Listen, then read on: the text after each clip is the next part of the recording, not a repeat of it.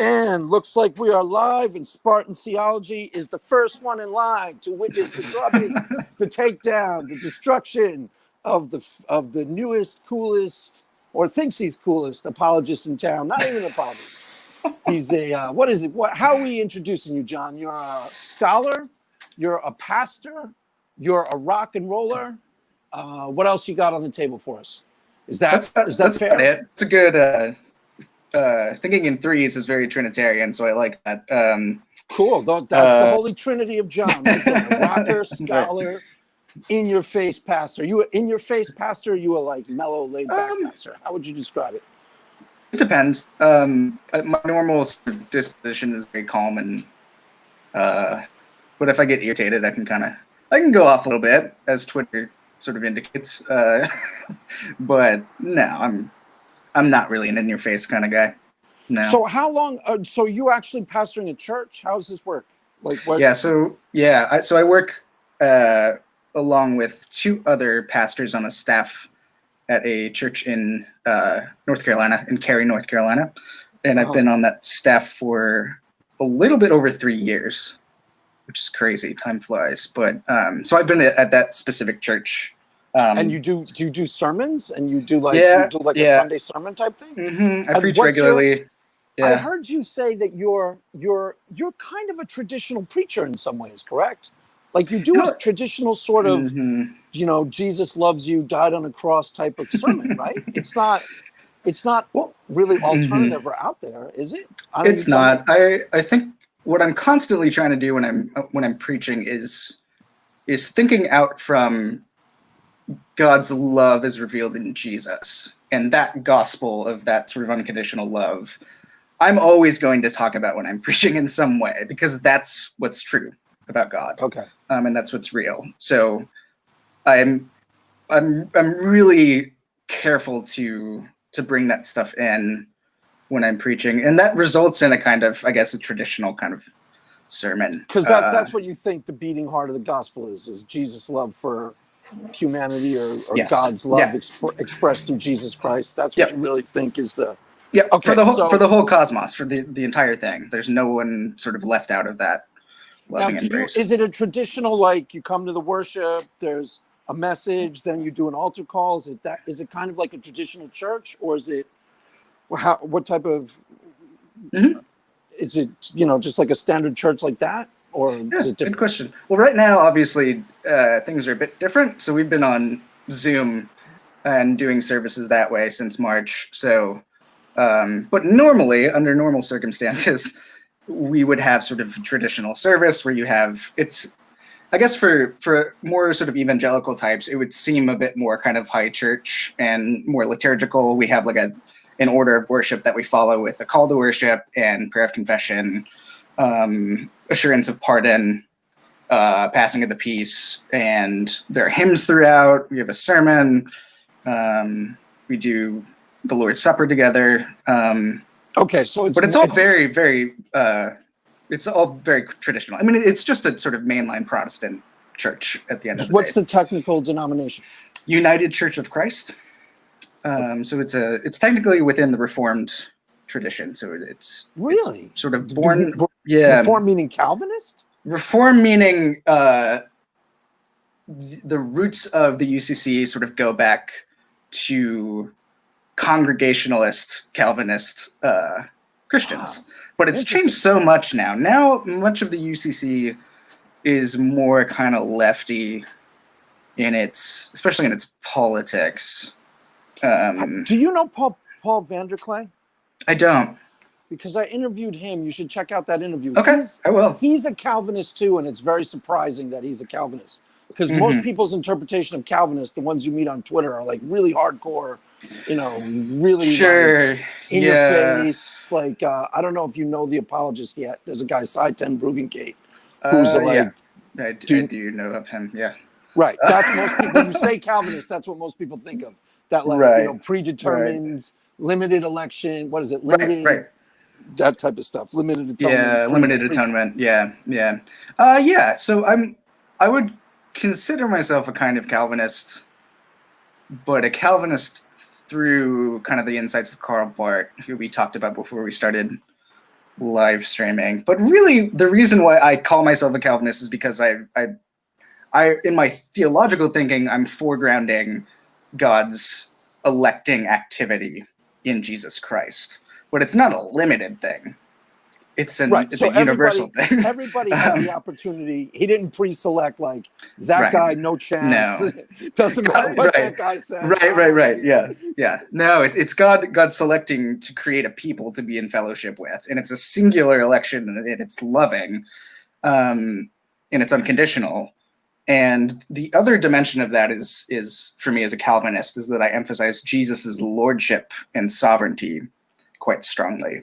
So everything that I do in terms of thinking theologically and doing practically in the church, for me, I'm wanting to take everything captive to Christ in his lordship. So that's kind of why I would consider myself a Calvinist. It's all going back to Jesus, and Jesus is the one through whom God elects and commits to being with us.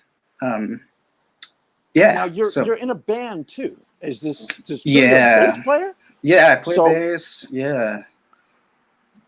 So tell us about that. What? Sure. Yeah.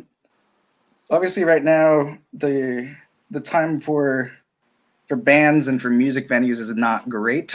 Right. Yeah. Nothing's open. So I haven't. When I'm on this Zoom and I'm on these chats, always forget that it's coronavirus. So you're not even doing church right now. Yeah. I just got my haircut for the first time since February. Oh, really? Yes, yesterday went to Venice. I've gotten one since this quarantine because it was getting pretty crazy. Mine was totally Charles Manson. It was out of control. My wife was threatening to do it herself. Oh, she no. literally was saying, like, I'm going to study up on YouTube and I'm going to give you a haircut. I'm like, no way on earth is that happening. So we found the one place. There's a place in Venice Beach that was like doing outdoor haircuts. That's why they Gotcha. And it was like this like hipster, rock stars on the wall type place. But it was cheap and it was cool. It was good. Nice. Now, so what type of music is it? I'm gonna guess alternative, Weezer-esque. That's what I'm guessing, just by the name. Pinkerton. Yeah. So I'm in a couple bands. So the Pinkerton Raid is that's actually more of kind of like an indie folk band. That's cool. Which I've been playing in for about 6 or 7 years. 6 years. I kind of got linked up with them when I moved to Durham when I started my master's at Duke, and have been playing pretty consistently with them. And then I also play with a band called Beckett out of South Carolina. Samuel? No, it's actually named after our lead singer's dog. Beckett, spelled Beket. Oh, that's right. Yeah, I saw it. I just noticed both of those. Mm-hmm. Yeah. So that band is much heavier. It's really sort of kind of, some of it's just sort of straight rock music, and it is kind of an alternative rock band in some ways. But now, are you in a college scene? What's the scene like out where you are? Where exactly? Yeah, good question. You don't have to tell me specifically. No. So, but I'm in Durham still. Because Laura goes to Duke. So we live pretty close to Duke's campus. Durham is a weird town because it's not really a college town in the sort of what you would think of as a college town, with like a main strip where there's tons of activity going on with college students and bars and stuff. We really don't have that. Chapel Hill is more like that, and that's just down the road about 15 minutes. That's more of the sort of straight up like college town because it's a public university as against Duke being private. And then Durham is kind of more of its own thing. It's not really that intertwined with the university, which is a shame in a lot of ways, especially historically. But so it's not really a college town. It's more of kind of a local. Because I'll tell you, when I was in college, I had a band, and we were like heavily influenced by the Clash. We were nice. Yes, one of my favorites. One of my favorite bands. Alternative punk band. People said we sounded like Nirvana, but we didn't. It was just that it was around the time that Nirvana was. They were starting to get kind of big. It was right when Smells Like Teen Spirit was starting to. So that early 90s. Yes, 91, 92. Yeah. And the covers we did will give you almost the exact idea what type of music it was. We covered London Calling, The Clash, what we do, Jimmy Jazz, Clampdown, all a bunch of songs off of London Calling, and then we did like The Cure, Boys, In Between Days. Awesome. Yeah. And then we wrote I all the love songs. that stuff. Yeah, Yes, that's awesome. I figured you would like it. I love that figured it was stuff. right in your wheelhouse. London Calling is So one of my fun. favorite albums, for It sure. is absolutely, It's hands amazing. down, my favorite. It's a album. masterpiece. Yep. Yes, totally agree.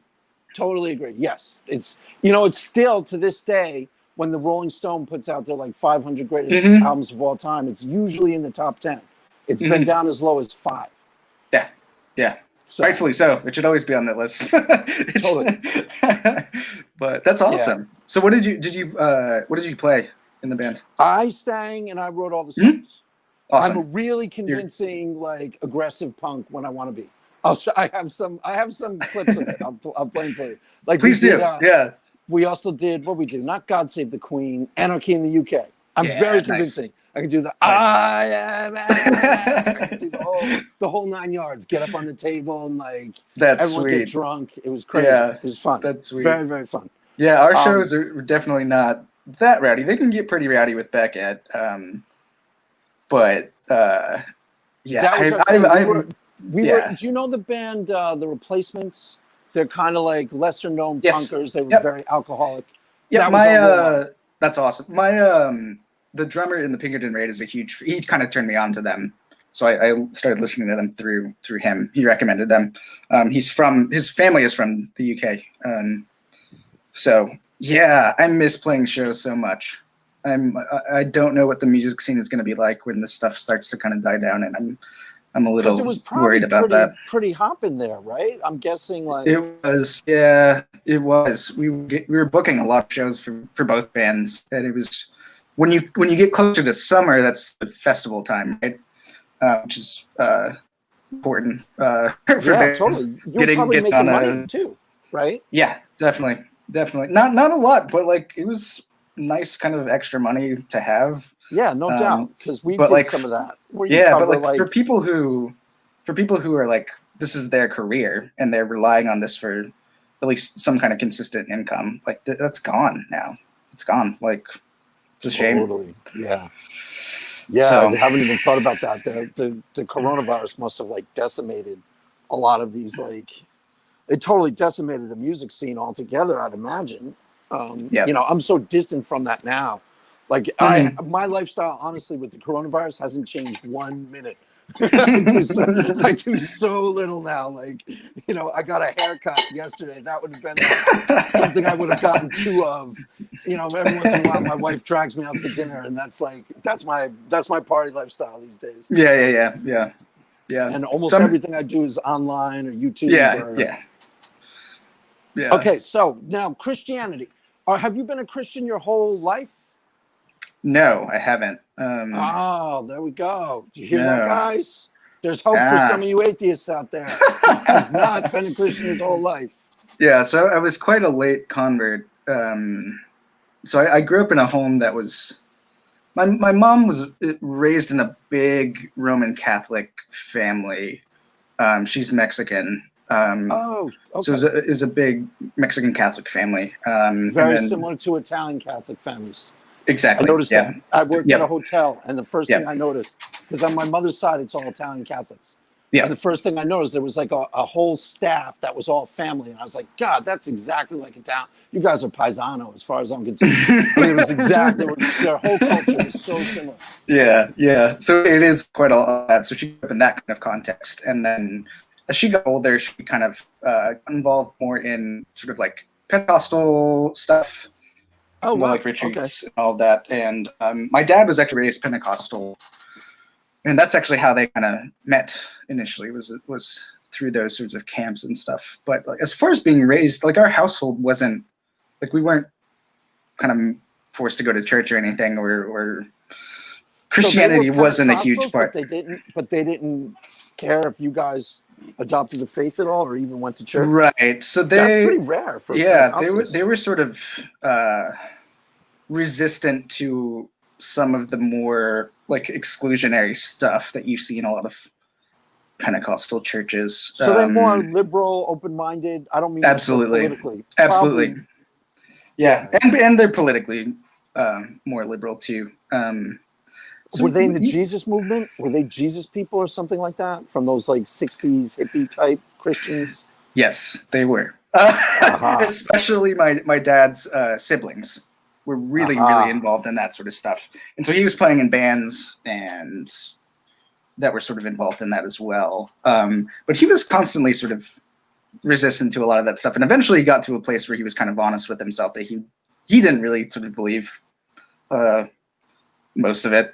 So he was sort of, I guess he would be kind of an agnostic, and I think he still probably is. He's kind of difficult to pin down, my dad. Okay. But yeah, so growing up, church wasn't a huge part of our life. We would go occasionally, or like if we were visiting grandma, she's very, very Pentecostal. We would go to church with her, but it wasn't something that was formational for me. So I guess in grade school, I was more sort of, there was a kind of apathy there, I guess. Just didn't really think about it that much. I was more concerned with playing sports and listening to music. Right. Right. Yeah. So is that high school too? Yeah, high school too. I was really just invested in competitive stuff with sports and music and playing. Wow, what sports were you into? Just typical like I played baseball. That was my primary sport, and I played it in college as well. So baseball was huge for me, and I still love baseball. But yeah, so that was kind of high school too. I didn't really think about it much. And then I went to college at a small liberal arts college in Iowa, mostly for baseball. And really, so you were that good of a baseball player that you? I was pretty good. It wasn't a Division I school or anything, but still, you got to be pretty good to go to college for baseball at all. Yeah, I was a high good. level player. Yeah, I was good. But so early on, I was trying to sort of you're in that space where you're kind of trying to figure out a major, right? So you're taking all of these classes, many of which you're taking just to fulfill requirements, right? So philosophy was taking an intro to philosophy course was a requirement. So I took a philosophy course and I liked it. It was the first time that I started thinking of kind of philosophically and deeply. And I had always been a good writer. I was a good writer in high school. And so writing and articulating thoughts and arguments and all of that just came sort of naturally. And then that quite easily brought me into that world initially. So I enjoyed it and started taking more philosophy courses. And then through that, so at this school, the philosophy department and the theology department or religion department are really intertwined, right?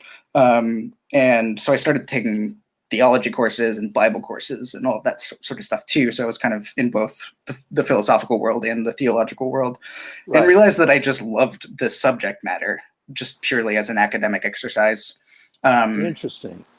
And that's a rare avenue. It is pretty rare. Yeah.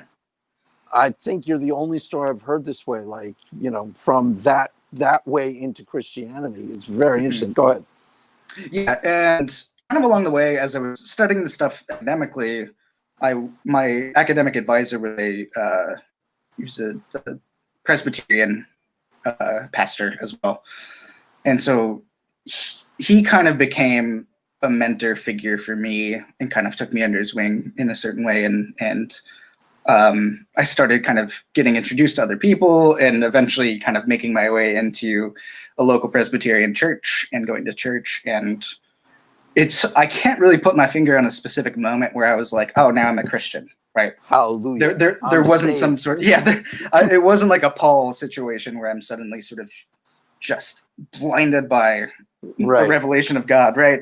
It wasn't that. But you just gradually started like more, it's strange because there was one other person when my wife and I got married in, where did we get married? Lake Tahoe. And we eloped up north. And the guy who married us was a Christian. And it struck me as very strange at the time. It was the only time I'd ever heard anybody describe Christianity that way. It's like, I just started reading the Bible one day and it made a lot of sense to me. Jesus Christ died for my sins and this makes sense to me. I'm in. I was like, wow, that's weird. That's just not a normal like, I don't know, doesn't, like, it sounds almost like you started becoming intellectually engaged with Christianity first, right? Yeah. Kind of. And then Yeah, it exactly. started making sense to you intellectually, right? Which started drawing you in further. Is that fair? Yeah, I would put it slightly differently, because it wasn't that Christianity was suddenly making sense to me as something that I can sort of take on board as true. It was actually almost this is going to sound super weird. I think I said this on Pine Creek's channel, maybe. Yeah, and he was very confused. Like, gotcha, right there. Gotcha. He was quite confused by it, and was quite confused by most of the stuff I said. So for me, the intriguing thing about Christianity was how bizarre it was that you have this God who becomes incarnate in a first century Jew and dies a horrifying death on the cross.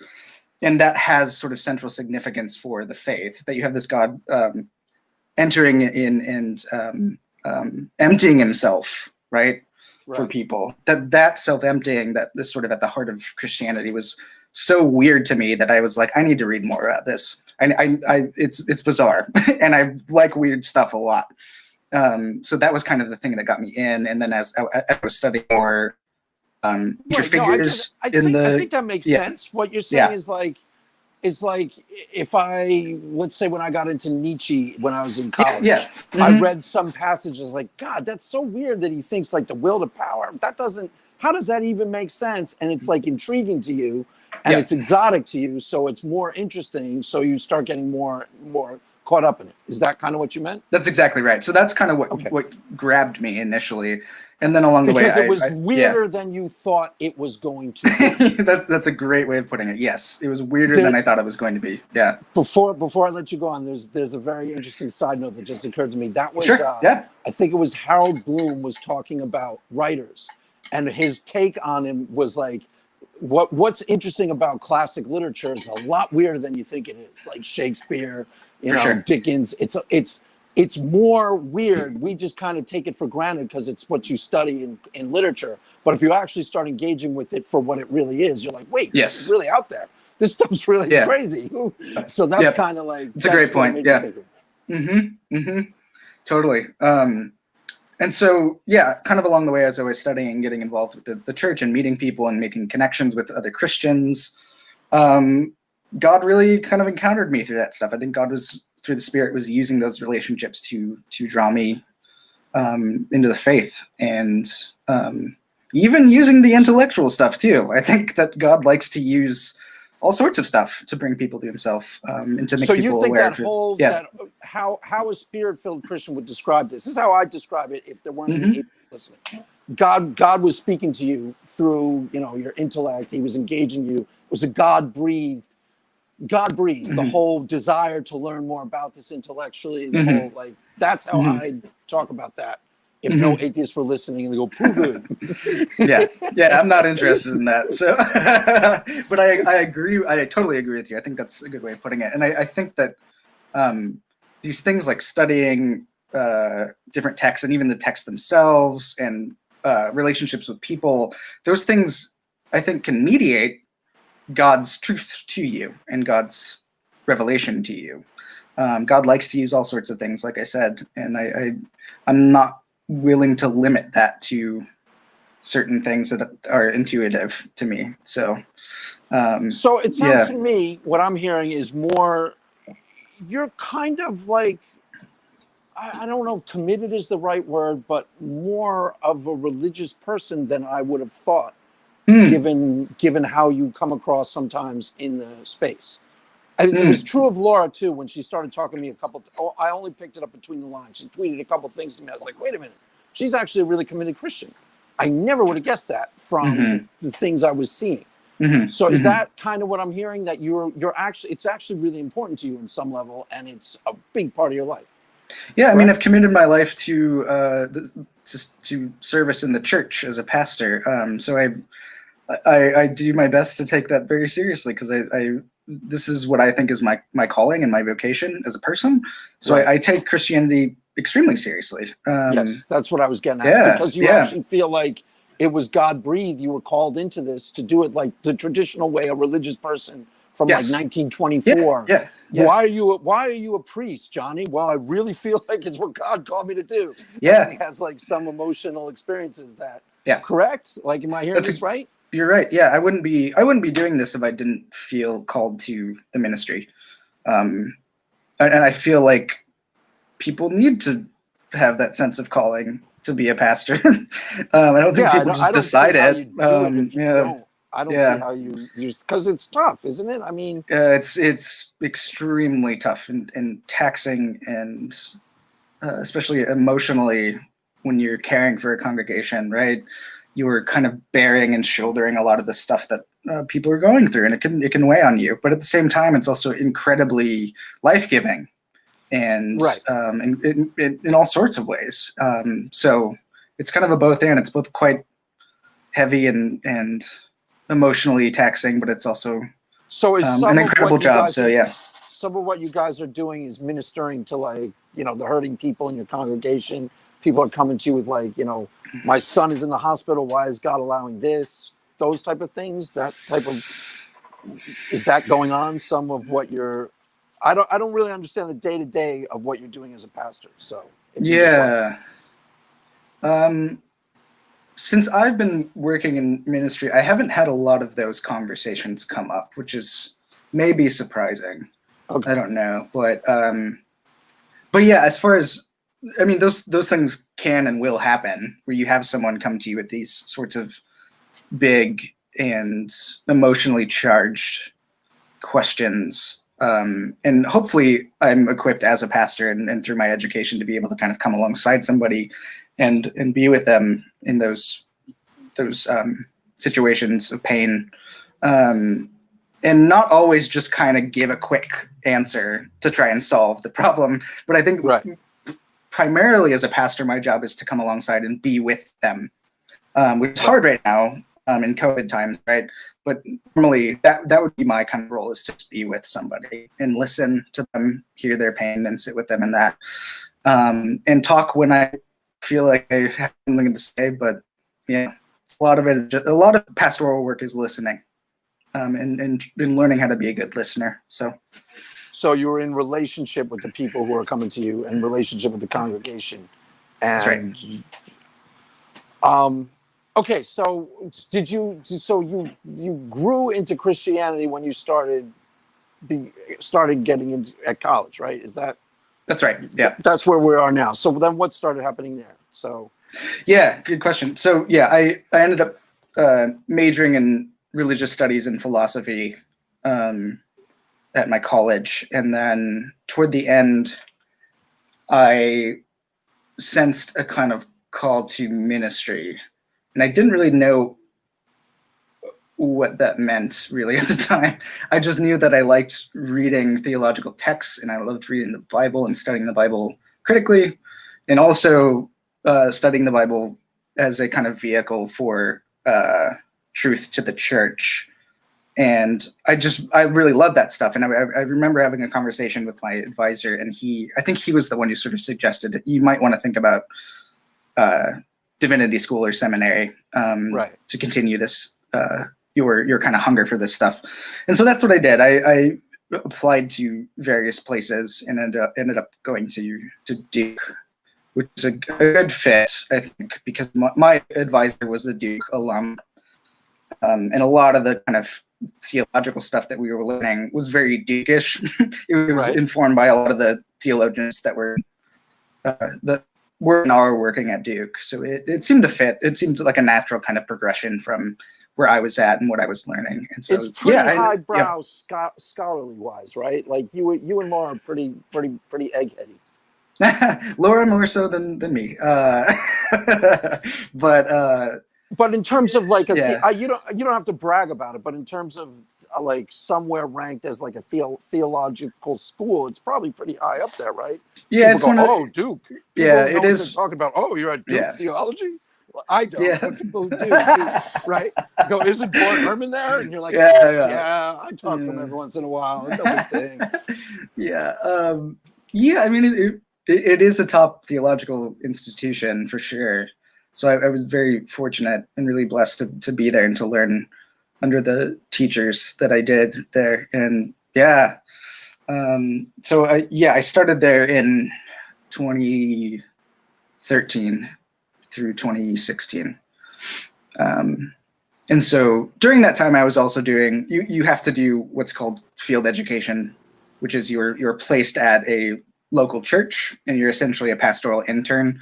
So you're doing kind of the churchy stuff and learning how to preach, how to kind of to function as a pastor in the church. Right. And then you're also doing the academic stuff that's hopefully informing how you're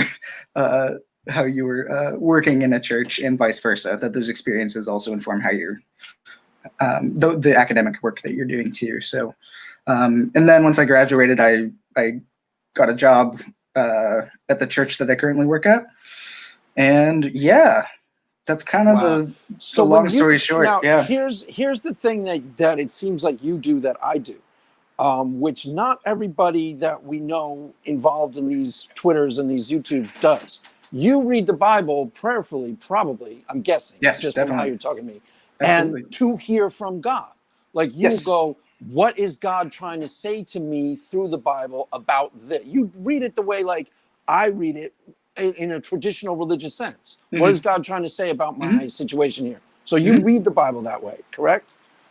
Yeah, primarily because that's as a pastor, that's what I'm doing when I'm preaching too, right? The text is a sort of vehicle through which I'm humbly proclaiming God's word to people. And yeah, so that's how I principally approach the text, just purely because that's one, I'm a Christian, and two, as a pastor, that's what I'm generally doing. But I'm also interested in the academic and critical sort of scholarly discussions too. I don't like thinking about those as two separate spheres, really. I don't know if they necessarily are. It's just how I'm not saying that they are or need to be. I'm just noticing that you are definitely in one camp, that people who think of what it means to be academic Christians wouldn't necessarily think you would be. Do you know what I'm saying? Yes. I totally get that. Yeah. So I think of myself as kind of in both worlds simultaneously. I think people tend to think of, especially academics, tend to think of this, the relationship between the stuff going on in the church and biblical interpretation in the church and scholarly endeavors as in a kind of contiguous relationship, right? When I think they're just intertwined. Right. But what I'm trying to point out is that you have more in common with just an everyday traditional Christian than the everyday traditional Christian would otherwise think. Absolutely. Correct? Yep. Yes. Yep. Correct. That's all I'm trying to. It's a great way of putting it. And Laura said something in the comments about not sounding super spiritual, that she's kind of trained yourselves, alluding to the fact that you kind of trained yourselves not to sound very religious, which I've done too. So I don't say, like, there are people I know in other contexts, like from different meetings and stuff, who would be chewed up by atheists immediately because they say things like, God was really moving there last night, and what I got from God, and they say things like that to each other that are very like immediate about your relationship to God. I totally avoid that when I'm talking on YouTube. I kind of police that language out of myself so secular people can hear it, because it sounds like it's from outer space to secular people. Yes. Yeah. But you have some of that actual. I'm sure you say some of that when you're dealing in church. You go, "Did you pray about it?" And what do you think God is telling you to do about this? You do some of that, right? I do a lot of that. Yeah. Okay. Yeah. I mean, it's a shame that. And I do some of this too, where I'm kind of censoring or not really censoring, but sort of adjusting my language or contextualizing for certain audiences and having them in mind. I wish that didn't have to be the case, but I know that I understand kind of why that happens. I mean, ideally, I guess no, but there's a whole bunch of stuff going on that has nothing to do, that's very different from the day-to-day of like what people are coming to your church expecting to find Yeah. is very different than what's going on here on Twitter, especially with the back and forth. Yeah. So tell me about your Absolutely. experience. How long have you been on Twitter, and are you going to start a YouTube channel? How long have you been on Twitter? You're pretty new, right? Fairly new. I mean, I think I started my Twitter account back in maybe 2013 or 2012 or something like that, and I was super. That's not new at all. Yeah, but I've been super inactive until recently. Right. Okay. Doing most of my stuff, like I just use Facebook to kind of keep up with people for the most part, and then Instagram because I like pictures. And then I think I really just started using it a bit more once I started jumping on channels and doing interviews like this one, Right. and kind of interacting with people that way. So. And how's that been going? Would you say what are your observations, given what you were coming with, and what shocked you? We could start there, because I'm sure there's a lot of things that you weren't expecting to be the way they are, right? I mean, my perception of Twitter has always been that it's just a kind of it can be a fairly hostile space. Like I think that's kind of the general perception I already had, which is partly why I kind of avoided it for a while. And I guess the question I would ask, just for clarification, is are you asking about, was I surprised about how certain people were interacting with each other on Twitter, or just sort of the whole thing? The whole thing. I mean, whatever you think is the most relevant to, like, when I first got on Twitter, for example, I didn't know how to use Twitter at all for a couple of years. I was like on there, but couldn't figure out what it was, what on earth was, couldn't figure out who was reading it, and like, who am I talking to when I post a tweet? Like, who sees it? And then somewhere along the way, actually, it was during Clinton versus Trump. I started some political Twitter feeds just to kind of get in the mix, and then somewhere around there, I started figuring out how to use my actual Twitter feed, and then I started interacting with atheists. And at first, it really threw me, because atheists were like so in your face. I see what you mean. Yeah, I see what you mean. That really threw me at first, and then I got the hang of that. So I'm wondering how you process that. Yeah, it doesn't affect me that much. I don't know why I wasn't that surprised about it, but yeah, I've come across some pretty hostile and kind of in your face people. But I think I'm fairly decent at kind of either sometimes I get a bit carried away with kind of aggressively responding to, but I think some of the time as well, I'm pretty good at kind of ignoring it or engaging in a way that doesn't sort of escalate things. Right. But it's hard. I mean, using Twitter is actually a skill that. It's definitely a skill. Right. Like, and I'm still learning it. I still feel very new at it, and I'm pretty dumb when it comes to social media and naive. Like, yeah. Just the problem with Twitter is that there's a lot of stuff a lot of information that you process when you're dealing with people in the real world automatically. And you process it immediately, like how they're dressed, how their body weight, what their voice is, and you don't realize how many intuitive skills you're bringing to the table when you're interacting with people that are just totally off. You can't use, because you're dealing with someone's projection of how they want you to see them, and you're dealing with a very limited grasp on who this person is, and you're basically dealing with a disembodied sentence from them. Absolutely. Them, and absolutely. It's weird. Yeah, there is a kind. Yeah, go ahead. It's not normal in the sense. It's only I've gotten used to it, but it's still weird. It's very different from interacting in the real world. So totally. That's how I would say that. Totally. Yeah, I think there's also a kind of. This is, I think, basically what you were saying too. There is a kind of anonymity that goes along with Twitter. Yes. Too. Especially because you can just make an account that doesn't have your name on it or pictures of you or anything like that. You can use that as a kind of vehicle to say whatever you want in a kind of uncensored way, I guess. And you would think that would have positive implications, but as a reality, That's mostly negative. Yeah, I think Oh, it could, but it doesn't. Yeah. Yeah, I think, theoretically it could.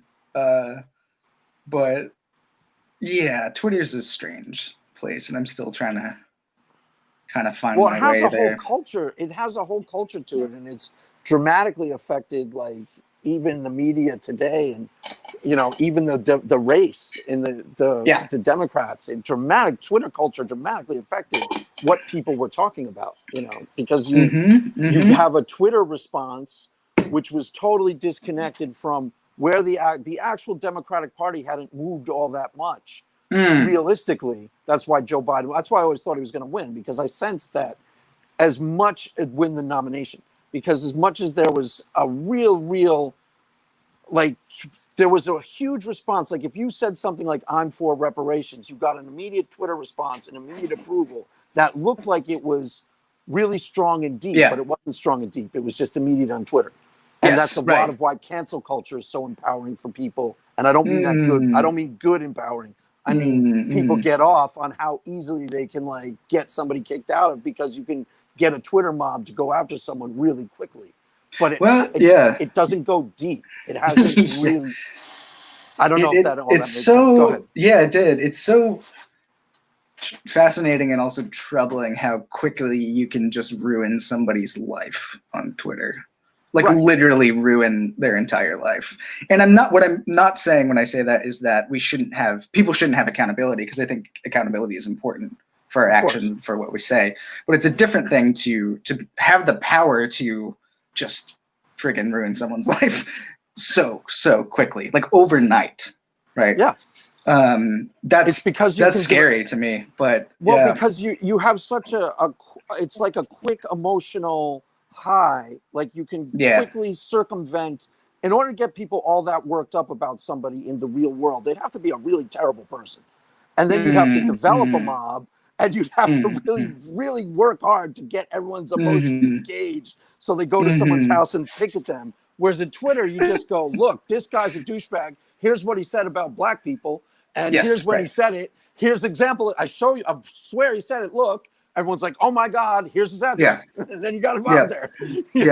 Right. It would be almost impossible to do that without Twitter the way it does now. And it's really scary. And the scary part is that people are using it really like they're getting off on the immediate power they're giving them to just, oh, cool, we can take that person down. Let's do it. You know what I mean? That's what I think it's absolutely true. And like, I see it primarily, and like, just to be clear, politically, I'm a lefty. Middle. I'm a lefty. I'm actually, I identify as a democratic socialist. So real lefty.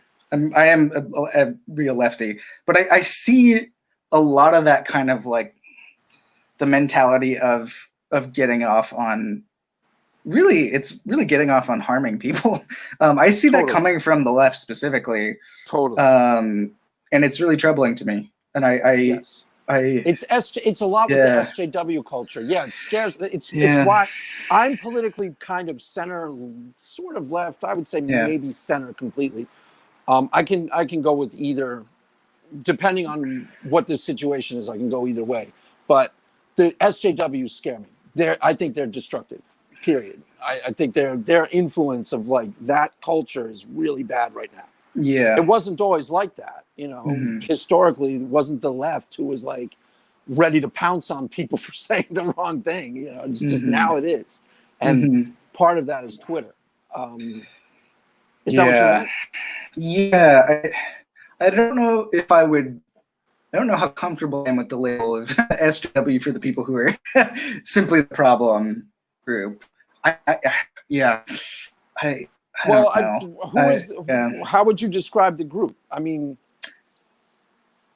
I think it's. I guess I'm comfortable with that.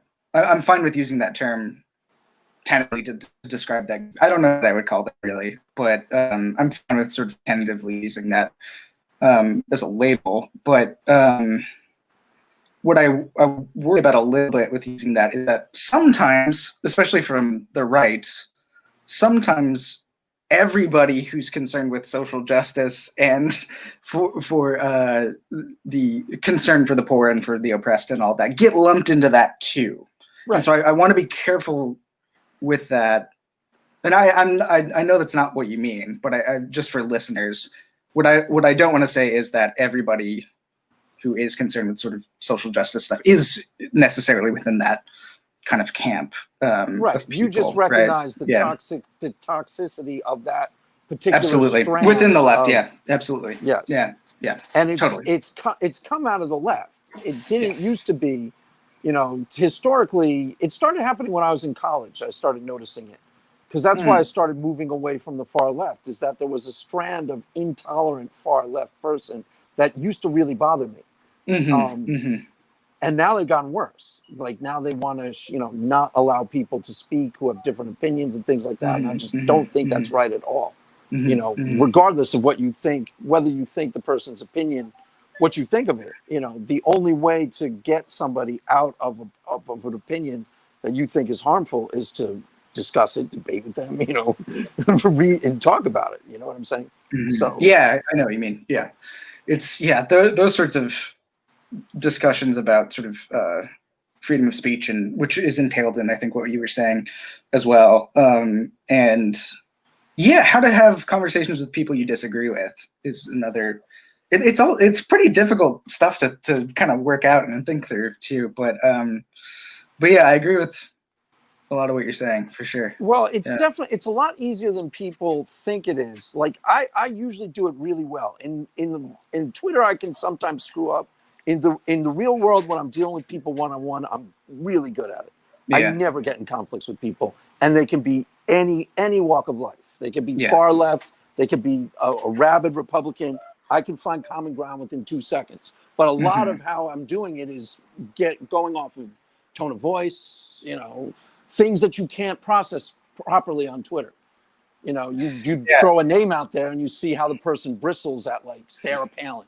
And they go, you see their nose curl up, and you're like, okay, I get what type of person that is. You know what I'm saying? You can kind of feel them out. Yeah, so much of conversation is visual cues, right? And so you immediately lose that when you're in a sort of virtual space. And so, yeah, I much prefer having conversations, especially about really, really difficult things in person, and ideally within a relationship of trust with somebody else, and established friendship. I think is the most ideal way to do that, because there's a mutual understanding there that you love and respect one another, and within that, those difficult conversations I think can go a lot better, right? But I at the same time, I am also totally fine with talking to someone I don't really know about difficult things. I just think that in an ideal world, it would be within a relationship of trust. Are you the type of person who, when you're talking to someone who disagrees with you, you want to convince them you're right, or you just want to hear them out? Because I don't care about convincing people. No. That's why I get along with, I don't care. I don't take people's beliefs personally, and I don't really feel compelled to make them see the world the way I see it, one way or the other. Yep, I am totally on board with you there. I really, really, I really don't give a damn about convincing people of my positions. I just don't. I like people. I like hanging out with people. I like getting to know people and hearing where they're coming from and having a fruitful conversation. But as far as convincing people of something, I'm really not at all. Not at all. See, my mom is the opposite. She's very evangelical about liberal. She's very far left. But interesting. She's really in your face with relatives and stuff. So it's really annoying. So I've always been when I see her do it, because some of my relatives they're all over the place. On my father's side, some of them are conservative Republicans, and I love them. I think they're really fun, nice people. And my mom will start fights with them, in ways that I'm like, if they came, like, for example, we were at my cousin's in California, and she goes, that idiot George Bush, when he was running against Gore. Now she's complained that they got mad at her, and I was like saying to my sister, like, Marietta, if they came to our house and said that idiot Obama, my mom would have their head. What's she thinking about? You know what I mean? It's like, So she's always like tries to win you over to her liberal doctrine. Always, Yeah. always. She was like an early feminist, Yeah. early Mhm. supporter of whatever now National Organization for Women, abortion rights Mhm. activists. Yeah. Yeah. So Yeah. Uh, now, how do you I think are the people who go to your church? Where are they at politically? Are you ever bringing up stuff politically? Are they conservatives? And how do you see that playing out in terms of? yeah. It's overwhelmingly left. Okay, so it's I think we maybe have like a couple of kind of old guard conservatives who were sort of involved in founding the church 35, 40 years ago, who are still around. But for the most part, it's people who are a part of the Democratic Party specifically. okay. Now, as far as bringing up like political stuff in sermons, I do address certain things that are going on in the news occasionally. Okay. I mean, I'm constantly trying to just meet people where they are and address concerns that people have. And so, because I think that, and that's part of my approach to preaching, I will talk about political and social and economic issues too. So it's all So tied up yeah, in your mind. You can't necessarily disassociate certain political things from what you're going to be talking about because it's important to people. Is that now, yeah, absolutely. I don't think you can separate the gospel, as I've talked about it, from the real material stuff and social stuff that people are encountering on a day-to-day basis. I think if the gospel can't address that stuff, then I don't think it's a gospel at all. And so I'm trying to think about the connection between this gospel of God's love revealed in Jesus to our current circumstances and the lives of real people here and now. So I'm always thinking about them as connected. Yeah. now? How does this relate to Karl Barth? And this is a complicated question. So because he's the theologian you've been most influenced by, right? Is that fair Yes, to say? correct. Yeah. And how does this tie in? Because I know a couple of people who have mentioned him that they've said, Jay from England, for example, is like always telling me that I should start checking him out. And I took one of his books out of the library intending to read it. So how does it, his famous book was the Epistles of the Romans, is that right? Well, that was an early famous work by Barth, where he wrote it sort of in the context of World War One. Oh, interesting. Okay. So he's Swiss, but he was living in Germany and teaching in Germany. Swiss German. Yes, so he was writing this and sort of seeing the really failure sort of the German state that was happening during World War One, and how all of his theological teachers were sort of making mistakes politically and theologically and sort of signing off on a lot of really bad things that were going on. And he was really confused by that. He didn't really know what was going on. And so he drops this book that some people he drops sort of bombshell in the middle of Germany in World War One in the academic context. So he's writing the Epistles to the Romans to try and kind of like work out how Romans might speak to this situation going on in Germany at the time. And so it's an important early work of his. And then you get him writing the Church Dogmatics, which is his magisterial work. It's a 14-volume, huge set of theology. And so he's writing this now during the context of World War II, which again is another huge... Does he still live in Switzerland, or is he... So he would be in Switzerland for the most of the time writing the Dogmatics and teaching, and he's seeing what's going on in Germany during World War II and the rise of Nazism. And again, you have academics, you have biblical scholars and theologians signing off on this stuff, on the rise of National Socialism, right? Right. And Bart's like, what the hell is going on? Right. What is happening here? And in what he saw, and this is why one of the reasons why I think Bart is so important is because he was one of the first people to see that there is something theologically wrong going on here that's underlying the justifications for Nazism and for the rise of the Third Reich. And for him, he saw the theology underwriting this as being what we would kind of call natural theology nowadays.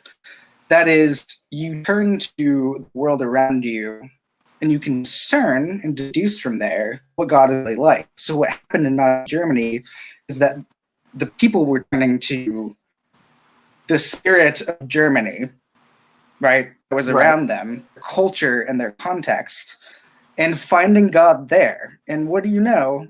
God supported everything that they wanted to do, especially in terms of exterminating 6 million Jews, right? So they deduced that from this German spirit that they discovered, okay? Okay. Bart saw that that's a huge mistake. Right. That what's happening there is that they're not letting Jesus Christ and the gospel revealed in Jesus Christ specifically inform their thinking about the world around them. Instead, they're turning to their culture and to the world around them to figure out what God's like, and then projecting that onto God, right? Instead of the other way around, which is God coming down to us in a person, namely Jesus, and that's what we learn about God.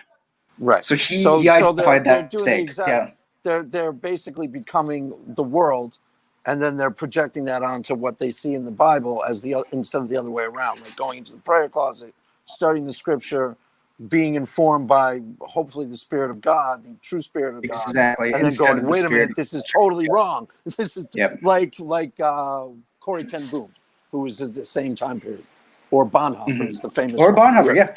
So Bart was one of the main authors of the Barmen Declaration, which I'm sure you've heard of, which was the sort of I've heard the name, but I don't know very much about it.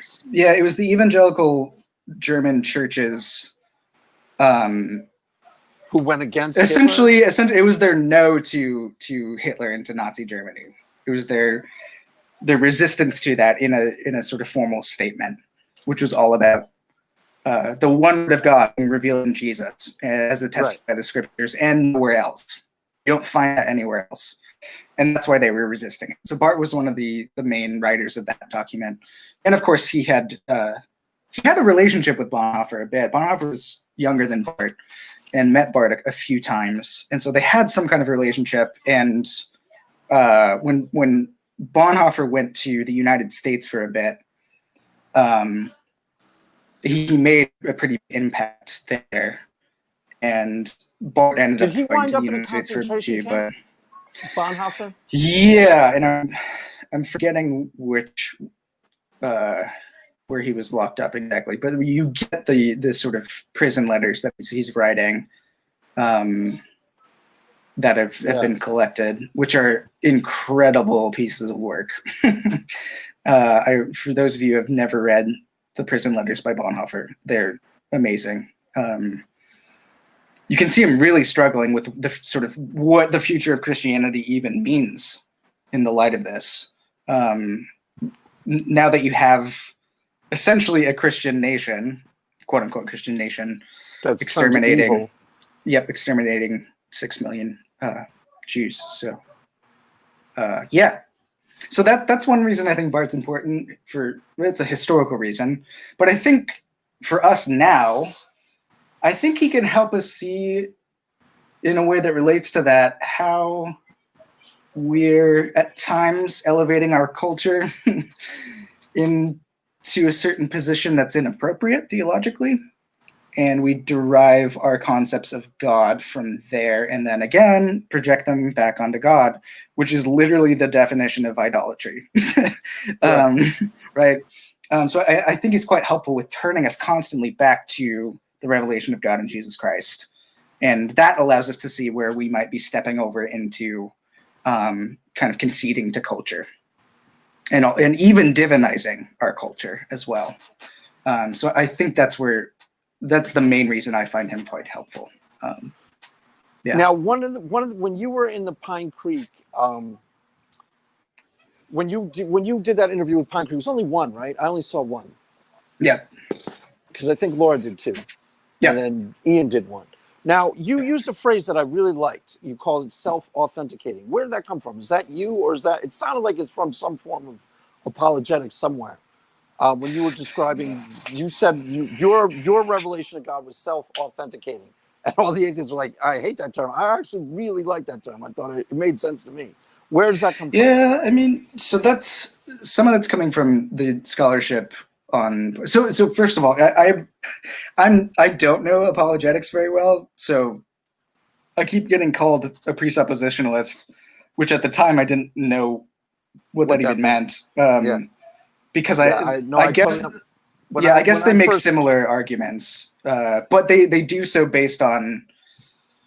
Usually, they say that the Bible is self-authenticating, which is not what I'm saying, right? So there's a difference between you were Jesus, saying your what I took it to mean is your experience of God was which is very similar to stuff that I say all the time, was 100% real to you, and thus self-authenticated, right? Yeah, That's what I took it to mean. Yeah, I would phrase it slightly differently. What I'm really trying to say is that Jesus is self-authenticating as the truth. Jesus himself. And so when we're confronted with Jesus, however that might look, through relationships or even in a sort of dramatic experience, the truth is under the control of him and him alone.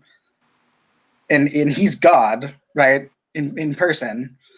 And because of that, there's no other sort of measure outside of that can validate it, right? We don't want to sort of erect something to validate God. That would be a mistake. That would be a huge mistake, right? Because then we're kind of putting God beneath, in some sense, our validation criteria, right? So what we want to say is that Jesus is self-attesting, and part of that is that he brings with him his own justification.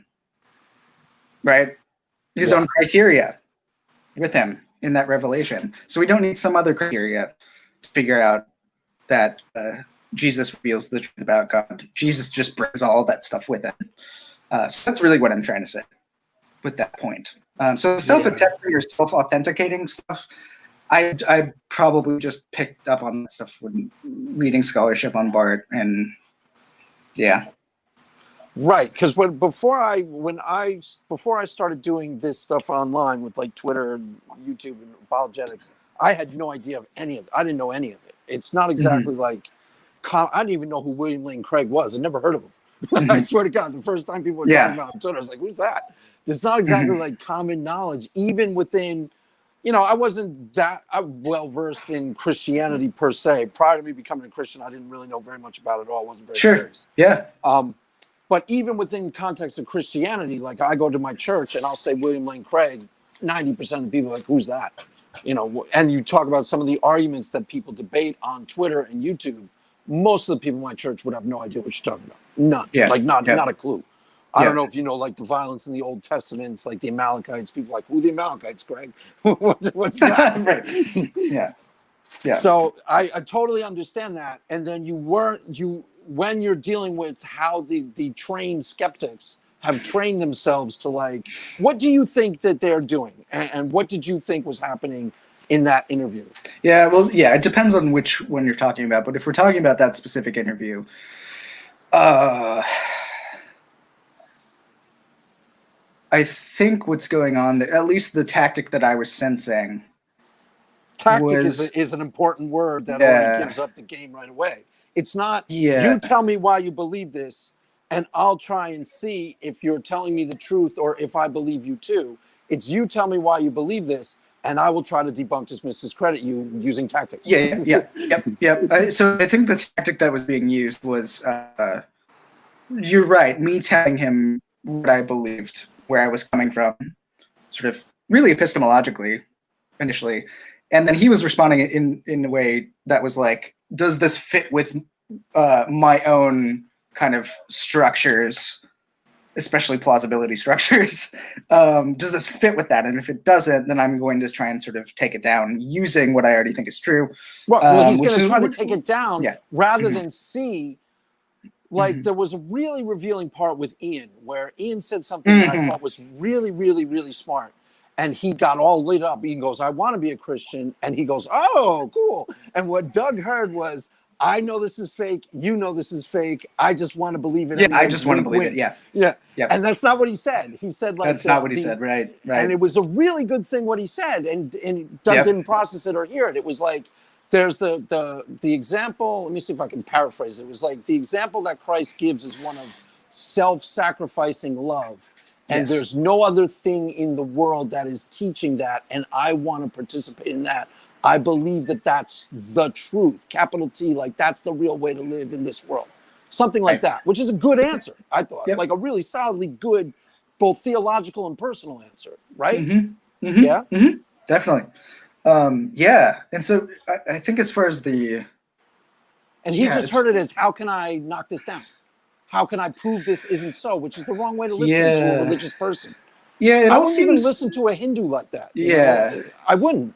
I've heard Hindus. There's a really intelligent Hindu guy who was on Aaron Ra, and some of the stuff he was saying, I was like, yeah, I get that. I totally understand where he's coming from. You're not listening to understand. You're listening to... Exactly. Yeah. Go ahead. I think that's the issue, the main issue. There are other issues, but I think the main issue is not really listening to understand what the person is actually saying. Because I don't think he could actually say back to me what I was proposing. And in fact, when he was paraphrasing me, he was completely wrong. And afterward, again, this is where I found out what presuppositional apologetics was. He put me in a video. It's called something like presupposition, progressive and fundamentalist presuppositionalism. And so there was a clip of me talking about sort of Jesus being self-attesting truth. And then I think it was Sai was another person on there talking about the Bible in that sort of way, which is just not what I was saying. It was baffling to me and really irritating, honestly. Because when you were explaining it, I can see why someone would latch onto that, because there's a similarity, sort of, to... I mean, I can see why someone would latch onto it, but it's an inauthentic way of... It's an inauthentic way of writing off what you said. Exactly. You know what I mean? Yeah. That's a good way of putting it. It's not legitimately debunking somebody. It's, here, let me compare it to this sort of inauthentically so I can dismiss it, so you guys can dismiss it easier out of hand, instead of really delving into what is the person actually attesting to and what do they actually believe. Yes. Now, where it gets complicated is that you seem to have like a real... I don't know that any human being who isn't in apologetics, okay, so you seem to have a real motivating factor in your life that I would say is connected to God, according to you. God breathed. Like, you're really trying to serve God. I don't know that you have that fully articulated in a way that it could necessarily even make sense to another person if they were trying to hear it critically. Hear it non... Yeah. Do you know what I mean? It's a good point. I don't know if it's... Can that even be done is the question. Because if it can be done, that's what I'm trying to do. Take this sort of incoherent, these bundle of feelings that really, really mean something to the person who's experiencing them, correct? Like, this is a real motivating thing in your life, right? That's what I hear. Oh, yeah, definitely. But that doesn't mean that you can articulate it properly so that somebody who doesn't share the belief can go, aha, I get it. Aha, this... Do you know what I'm saying? Yeah, this might be a difference in terms of sort of methodology, possibly. Because I understand, and I have the utmost respect of people like you and people like Hayden Clark, who's over at Help Me Believe. Oh, yes, I like that guy. Hayden's become one of my really good friends just through that channel. You've been on there like 3 times. Yeah, we've become buds, and like I respect the methodology of how do I articulate the faith in a way that can sort of reach people who are situated in other truth discourses, right? Right. I'm, from where I'm coming from, I'm okay with not stepping over into that other discourse, really, and trying to sort of persuade someone to kind of come along. What I'm wanting to do is, and this is a part of the self-attesting thing, and it's something that I think gets missed when I'm talking about this. Possibly could be my own fault. I don't know. I'm interested in confessing that and witnessing to that in the way that I live, in the way that I speak to people. I'm interested in confessing it. I'm not interested in sort of trying to draw or to persuade people who are located in different places toward understanding where I'm coming from. So I'm just interested in confessing Let me see it. if I got that. Let me see if I get that. Does that mean you want to be Christ-like in a way that demonstrates, or that you live it out, so that, like, in a situation like, the old woman is sick in prison and you go feed her the soup, and that's Christ-like being lived out because you've been motivated by the Spirit of God? Is that what you mean? I'm not sure. That's a good way of putting it. Yeah. So you I don't think that's care confessing it. Yeah. if you can properly articulate it. This is what it means to be Christ-like in this situation, and I really honestly believe that I'm motivated by an ontology. Because you really honestly believe that, correct? You really do believe you are motivated by an ontological reality that's inspiring you to do things that are Christian in a gospel sense. So, like, an old woman is sick in prison, you want to be inspired by Christ to go feed her soup, and that's what the gospel is to you. And that's what it means to you, self-sacrifice, kind of what Ian Mills articulated well, I thought. Lived out. So that's what I would consider a form of confession, and witness. So I'm concerned with that stuff. I mean, to be clear, I do have a degree in philosophy, so it's not like I don't care about those conversations. But when it comes to sort of the Christian faith, that's just not where I go. Well, you're not combative. There's nothing in you that likes. This is what I get. I could be wrong, but this is a sense that you don't like. You don't like the fight. You don't like. Here. Let me spell this out. A equals A. B B B. Here's A equals A. You think it B B. This is why this is empirically verifiable. You don't really want to do that. That sounds like something laborious and annoying to you. Whereas you want to. I can't. Yeah. Right. I don't really want to do that. I can do it. I'm trained to do it. But I don't, as far as what I, especially this goes along with my kind of vocation as a pastor, I'm trying to constantly think as a minister of the word. Right. The only time I saw you do it, when you and Laura were in that progressive with Hayden, and then you guys got into a feud with someone in the comments section that was really long. And the guy was being a total douche. And you and Laura went on these long, you both argued with him for a lot. And it was a really entertaining feud. But that's the only time I've seen you do it, where you kind of like went to, I don't remember what it was about. I don't even know, what I'm talking about. I don't remember either. I do remember a comment kind of setting me off. But occasionally I'll kind of do that. But that's not primarily what I'm interested in, or what I you're not a literalist, what I really care about. Right? You're not a Bible literalist, right? No, I'm not a literalist. I'm not an inerrantist either. But you do literally take the scriptures as injunctions or ways to live. So if you pray and, like, you honestly felt like this could probably be something that could happen to you, I'm guessing. You're having a situation at work, you pastor. You had some new job you started part-time, and someone's being a jerk to you, and you come home and you pray about what to do, and you really honestly feel like you get led to the scripture, bless and not curse not, bless those who curse you. And then you try to live that out the next day. I could literally see you doing that, right? Literally trying to embody what the Bible teaches.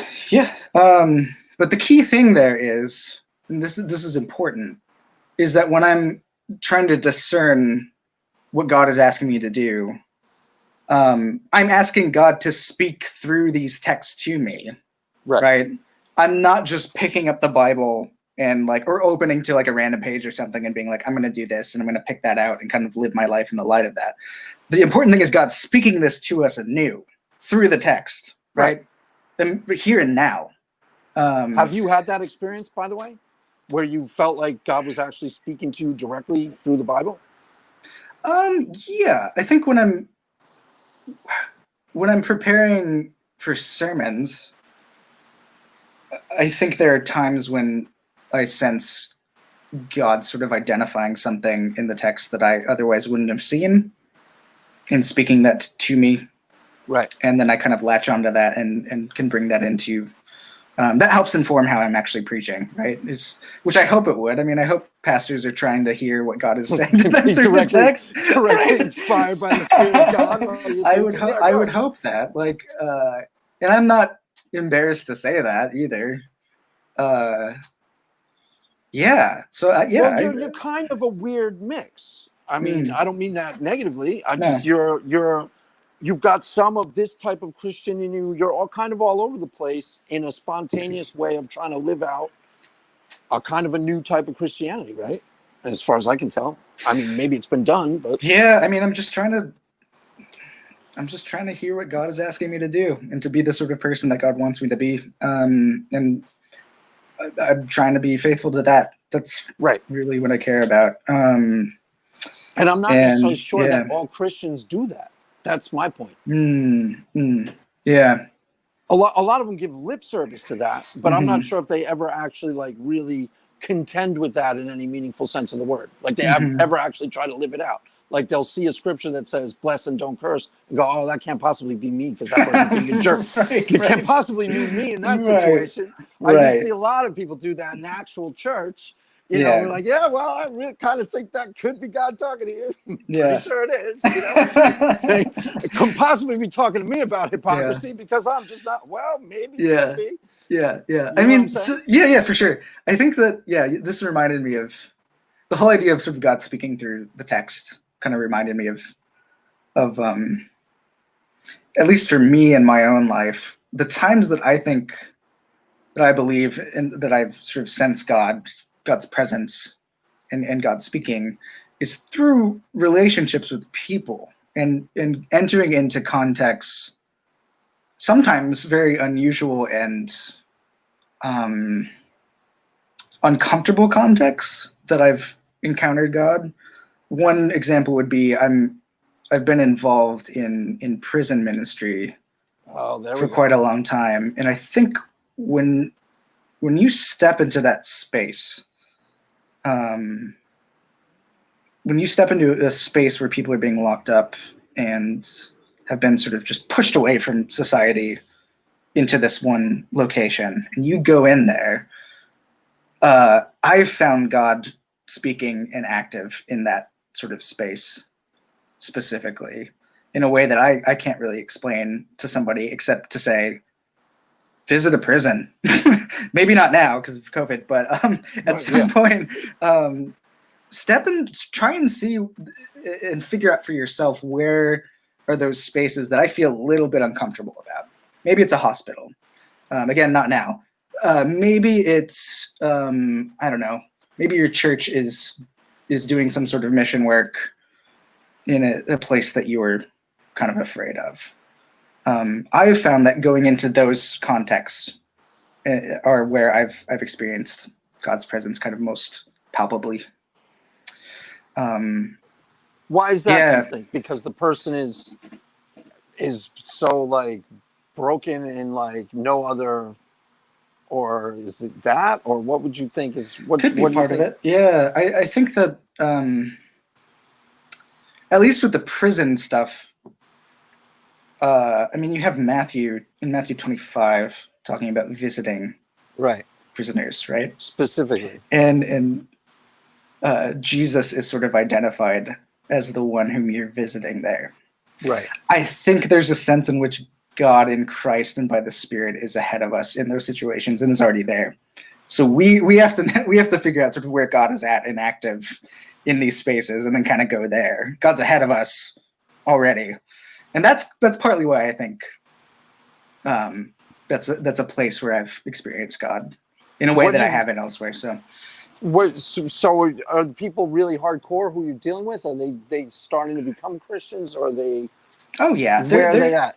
generally in the facilities I've been to, there's a pretty lively Christian community going on there, and worship services and all of that sort of stuff going on.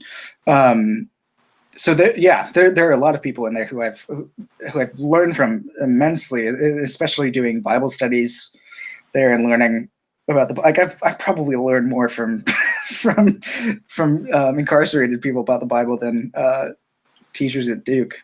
They're Well, there'd I'm be sure a most legitimate, there'd be a genuine hunger there, because there's nothing else. There's an immediacy. The blessed are those who hunger and thirst after righteousness, and they absolutely would be in that situation, because you've got nothing else that you're going to, you're not building your ministry, and you're not building like this successful thing. You're iced. You basically understand what it means to be like staring at the abyss, and the hope that is inspired. If there's any hope to be found in the gospel, it would be most immediate there, where you have zero else that you can cling to. Yes. Right? Yeah. I think that's a good point, for sure. For sure. And my sister-in-law actually is not a Christian, not an atheist, but she's just kind of anything goes. She was a Buddhist for a while, and she's pretty hostile to Christianity overall. But she did do a prison ministry. She got into it for a couple of years. She started doing some sort of she's some types of Christianity she's okay with, like Thomas Merton. I'm pretty sure you know who that is. Oh yeah, for sure. It's like a bit more ecumenical, spiritual-esque, new agey a little bit, I guess. Yeah, he is. I was going to say something else about prisons. I would say for people who are listening, even if you're not a Christian, I at some point in the future, I think trying to figure out a way to link up with people who are visiting prisons, because there are lots of people in prison who just want people to visit them. Like, they'll take anyone. They just want people to talk to and to be with them. And learning about, I think an important thing though is learning about the appropriate posture to take when you're going into a prison situation, right? Because you don't want to go in there saying, I have the answers to all of your problems. Listen to me, problems are right? too deep. That's right. You need to go in what I would call an incarnational posture. And this is, again, sort of embodying how Jesus arrives among us and comes alongside us as our brother and our friend. That's what we do when we enter a prison, right? We empty ourselves. We in that way, and come alongside people and listen. Again, this goes back to the whole listening thing about what it means to be a pastor.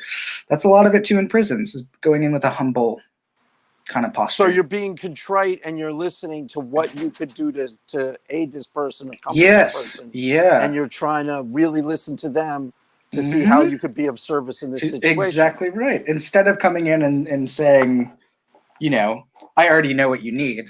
Here's what you need. Instead of doing that, asking them what they need and listening to what they need, and then responding accordingly, right? Right. And you're saying it's a humbling experience also in that, like, you learn that, if there is a voice of God to be detected, that's where you feel like you have most detected. Yes, absolutely. Because you've been somewhat inspired to say or do the appropriate healing gesture in a way that's deep and meaningful to another human being and actually impacts their life. And you don't think you could have thought of that on your own. Is that totally? Yeah, totally. Yeah, I mean, that makes sense to me. And you would also go to say that that's like the deepest embodiment in Christianity. That's what Christianity actually is, right? Being inspired to self-sacrificial service. I would hope so. I mean, that's what I think it is. The question is like how do we live that out? Controversy? Now, what was that conversation you were having with Hayden? That was about conservative Christians versus. We don't mean conservative politically. You mean like how they're interpreting the Bible versus a more liberal.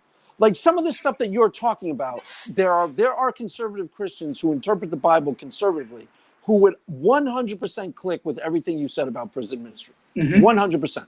You're totally on board. That's Christianity. That's what I try to do. They just happen to believe in other things about the Bible that you don't necessarily believe. but they'd be totally on. They're really truly Christians in that sense. Yes. So my wife is actually one of those. My wife does a lot of stuff for her friends that is directly inspired by Christianity, where she's got this one friend who's an alcoholic, who she's got him custody of his kid, taking him to court, things that he can never do on his own. And she literally will say to me, it's really what I think God wanted me to do. You know what I'm saying? Yeah, for sure. And but she's more traditional. She's more of what people think of when they think of like a conservative Christian. She's not really, because we live in California, but she's way more than I am. You know what I'm saying? Like more of a like traditional Christian, what most people think of. I don't know how much contact you have with, like, I don't even know, like, so anyways, okay, conservative Christian versus liberal Christian. What was your experience of that conversation, and what do you think needs to be said about that? Yeah, good question.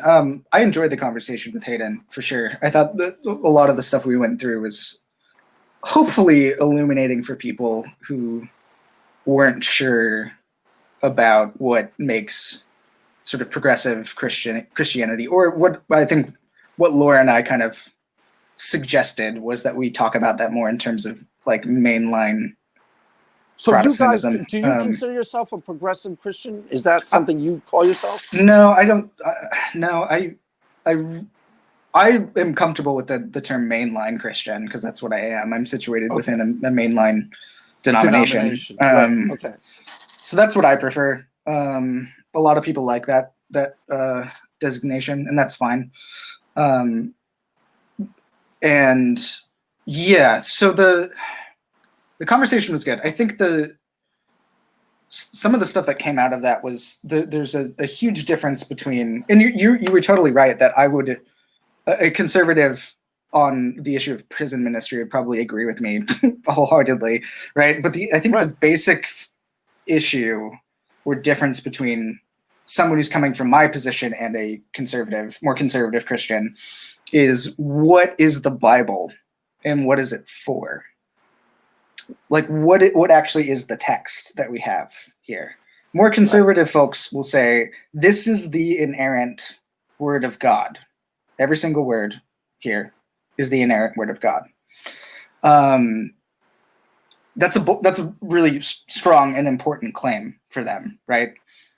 On my side of things, where I'm coming from, is I see the Bible situated, and this goes back to when I was talking about Calvinism, it's situated underneath the lordship of Jesus Christ, right? So everything comes under his control, even the Bible.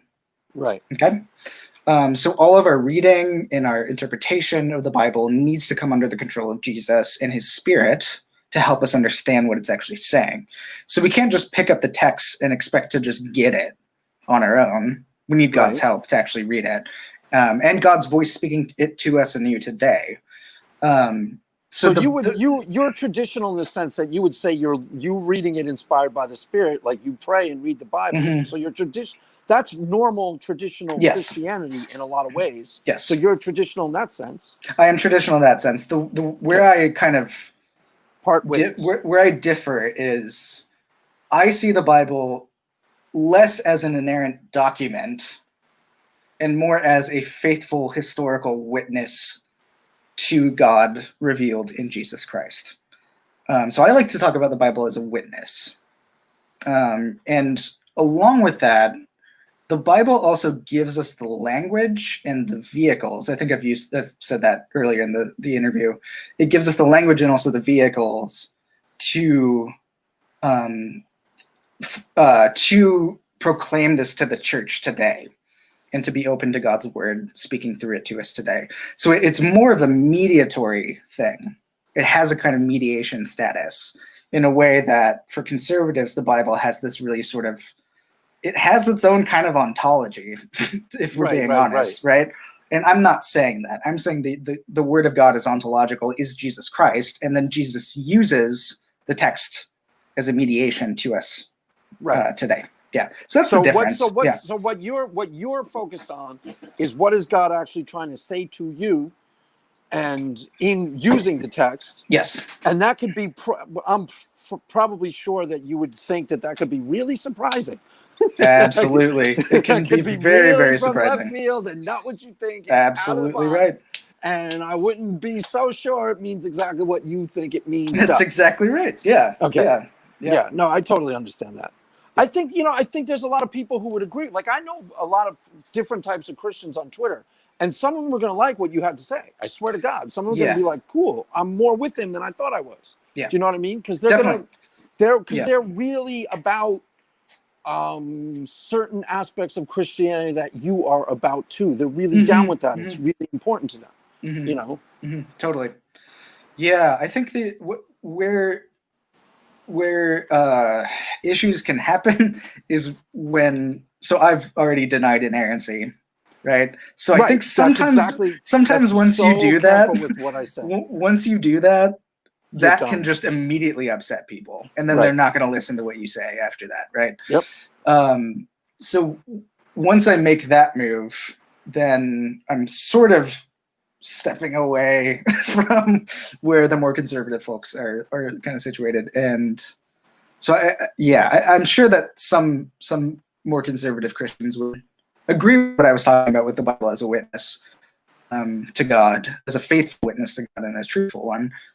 But they would want to also say, yeah, but that text is also inerrant. It does all of the stuff, but it's also inerrant. And I'm just not on board with that. Right, but ultimately you'd probably yield that in a conversation just for, you'd probably be like, yeah, okay, fine, whatever, it's inerrant. We can just say that for now. And, like, I think I have before, I think I have, But inerrancy is such a strange concept, kind of doctrine to me, because it's quite recent in its development.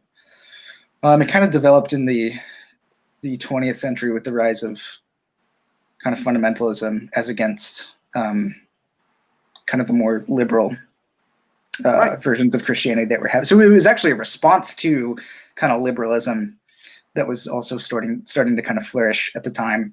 And so it comes out of that. It's very recent, and it's some of the things that I'm sympathetic to, and this is a hard thing to articulate clearly, so this is just an attempt. But some of the things I'm sympathetic to is I'm very well aware of when you originally meant liberal theology, you meant, we can take some of the Old Testament allegorically. I'm going back to like 1860s, but they went too far. There's a baby with the bathwater thing, whereas like you can water down Christianity to the point. Like Alyssa Childers was the person you would directly respond to. Watch her debate with that other, I guess, Christian woman who calls herself Christian, but she's all over the place. She's just like this kind of like watered down New Age. I love Jesus, and Jesus was that Lisa Gungor? Was that who that was? Yeah, there was the one who 8 million. Yeah, the one who used to be at a mega church and it's Lisa Gungor. Yeah. When you listen to her, you're kind of like, wow, my head feels like it's evaporating. So I don't like that stuff, and I think you're right that there are iterations of kind of liberal Christianity that are so wussified that it's like not and it's really kind of it's coming from a really important figure in the history of New Testament scholarship. I don't know if you know Rudolf Bultmann. No, I do not. He was an important German scholar, and his whole project, and this is really influential and still is very influential for a lot of more left-leaning Christians, is that when we look at the Bible, what we really need to find, and Adolf von Harnack was another person who was sort of doing this too, we can really sort of go back and demythologize these texts, right? So when we're thinking about things like the resurrection or things like the incarnation or other sort of miraculous things that are going on in the Bible, we can really just say that stuff is probably just didn't happen at all, and we can try and glean from that truths that are kind of behind the myth. So we should be kind of mining for that stuff, right? But you can understand how that creates the backlash. It's exactly right. It creates a lot of bad interpretation too. And Adolf von Harnack's thing was trying to find the kernel of truth in the text. So you're kind of mining down through all of the stuff that you've decided using your own interpretive operation, what is myth and what is not, and then you find the stuff that you think is true. Right. in the Bible, right? And so that's where all of this weird kind of loosey-goosey interpretation kind of comes from, is that Right. so And you can understand the backlash to that. And absolutely. whenever you Yeah. say, I'm a liberal interpreter of the Bible, the person goes, uh-oh, here we go. He's going to, Yep. make up your own Bible. And Yep. I'm empathetic to a certain aspect of that. So I'm kind of in between. I can see where both sides are coming from, sort of. Did that make sense? I think that made sense. Yes, right? yeah, definitely. It did. Yeah, I think my kind of general hermeneutical approach, which it may sound a bit more kind of liberal, progressive, or whatever, but I don't think it is it goes back to what I was talking about the Bible kind of coming under the lordship of Jesus. Is that when I'm reading the Bible, I'm trying to read it through the lens of Christ. So he's the interpretive lens through which I'm trying to understand the data that we have in the New Testament and also in the Old Testament as well. Right. So that's kind of the center that I'm confessing as true. So this again connects to my kind of epistemological starting point too. I'm confessing that Jesus is Lord and the truth. And I'm bringing him with me, in a sense, not actually bringing him with me, but he's coming along as the one informing the reading of the text. Right. So it is kind of what the way that differs from sort of more conservative people is they're wanting to sort of look at the entirety of the text and try and make sense of it as a coherent whole because it is the word of God and it is inerrant. And I'm saying, I'm wanting to stick with sort of Jesus as a hermeneutic and then try and see what the Bible is actually saying. And through that, you find certain continuities and consistencies there that you wouldn't really see otherwise. Okay? Does that make sense? I think so. Okay. Does it make sense? I think so. So you're interpreting with a kind of spirit-led interpretation that your interpretation is informed by the fact that you do believe there is a God and there is revelation in this text, and that's informing how you interpret it, correct? Yeah. It's not right. just I think whatever. It's God Yes. is So trying it's not. to. Yeah. So it's not arbitrary. That's an Right. important thing. It's not It's not like I'm just deciding that Jesus is my lens and I'm going to stick with that. Right. You're It's saying that. there's an objective truth. Let me see if I can get this right. Mm-hmm. You're saying there's an objective truth, and there are different avenues to exploring it. So, for example, where there is a historical methodology, we can decide whether this in fact happened historically speaking. So we can yield to empiricism there, because that's how we find truth there. And then when there's something that's direct commands to people, there's a spirit way of interpreting that as, this is how God wants you to live. This is what God is trying to say to you. So there's a truth value there that is I don't know. It doesn't say very well, but am I getting sort of close? Yes. Yeah, you are. So what? Yeah. What I'm saying, I'll try and summarize it a bit differently. Is that Jesus is the full revelation of God through the Spirit. What we learn about God there is that God has committed to creation and humanity and the cosmos in an unconditionally loving way to draw everything into fellowship with himself. That's what's revealed in Jesus. That's the revelation of God. That's who God is all the way down. And so when we know that, we take that kind of basic understanding of God, and that's going to help us along the way reading and interpreting the text that we have. So the drive. Hold on. I gotta answer this. Go ahead. You can keep talking. I gotta go answer my wife. You're fine. You can keep talking though if you want. Yeah. So the thing that's driving interpretation is that understanding of God as revealing himself in this sort of unconditional, loving way that's committed to fellowship with people. And when we turn to different texts, that's the lens through which we're reading everything that we're encountering. Right. So that could mean occasionally that when we read texts that are a bit troubling and sometimes even violent, we're going to have to do something a little different than saying, oh, God is committed to violence. God is committed to genocide or something like that. We can't actually just say, yeah, that's what it's saying, because we have this lens we're coming to the text with. So that's kind of the kind of basic summary of that. So. All right, I'm back. That was my wife. So let's go to questions. If there are any questions, please, yeah. Let me scroll through. This was cool, John. We should do this Yeah. again. Maybe we'll bring Spartan on board, or I would love it. Yeah, I see will lose his mind if we.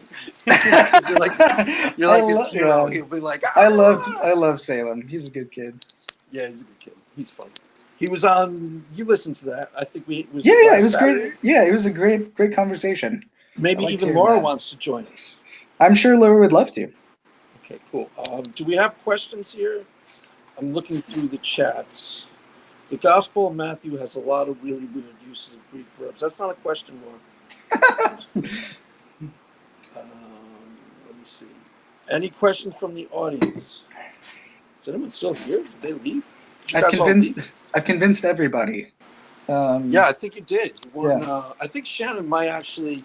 Shannon left me a DM that said, I've never heard the gospel presented like that. I get it now. I want to be one of you guys. So you definitely. So did you want to say anything else? It doesn't look like anybody's got any questions to ask me. I don't think so. All I will say is thank you, Craig, for having me on. This was a lot of fun. Yeah. We'll do it again with either Laura and Inspiring. That would be lose his mind. You would love that. I think he'd fall apart. Cool. So yeah, this was cool. So I think we got a pretty good sense of what you do and what you're about, right? Were you pretty satisfied with? Definitely. Yeah, for sure. All right, my friend. So then we'll wrap it up and we'll leave it tentative another day. For another day, we will stream again. All right, man. Sounds good. Okay, cool. I will end.